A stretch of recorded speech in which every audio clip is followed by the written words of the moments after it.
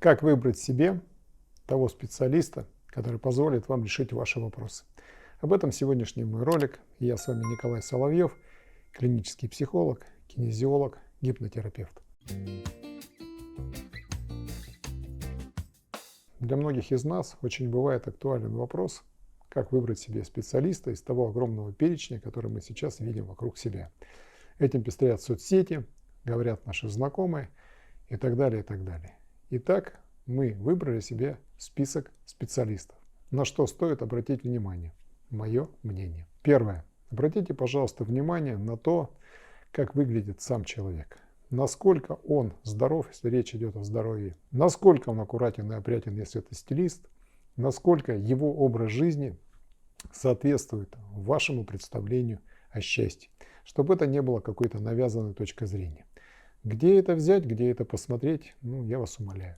Соцсети сейчас пестрят этой информацией, остается просто понаблюдать за человеком хотя бы полнедели.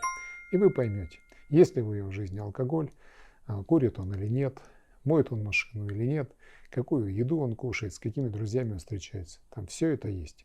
Вам остается только оценить. Второй пункт, на что бы я обратил внимание, это на тот профессиональный рост, который обязательно уважающий себя человек будет отражать в той или иной форме на своей публичной страничке. И это, конечно, важно. Важно видеть, важно понимать, где человек учится, у каких мастеров, сколько он посвящает этому времени, развивается ли он дальше или нет. Либо он остановился и пользуется тем багажом, который он когда-то, возможно, выучил. Тем более, если человек говорит, и это третий пункт, о исключительности методики, которую он применяет, о некой таблетке номер 6, которая решает все проблемы, и которая только она однократно, дешево и на всю жизнь может помочь во всем, это не выдерживает никакой критики. И в-четвертых, я хотел бы снова вернуться к тому ментальному состоянию человека, к тем ценностям, которые он транслирует. И вам они уже будут понятны.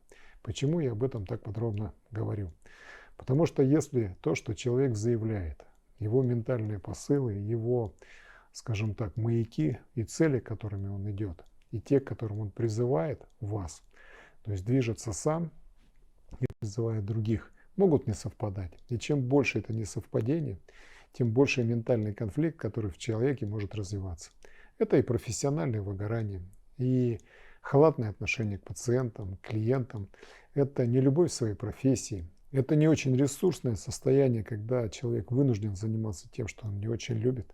Представляете, какое это создает внутреннее напряжение в том человеке, которому вы можете доверить, возможно, самый важный вопрос в вашей жизни. Ну и в заключение хотел бы сказать следующее, что человек, который не решил собственный конфликт, не поможет или вряд ли поможет решить ваш. То есть вы отдадите деньги, потратите время, один из главных наших ресурсов, но так и останетесь без результата. Поэтому при выборе своего человека, которому вы доверите главный вопрос на данный момент в вашей жизни, обратите, пожалуйста, внимание на все эти пункты.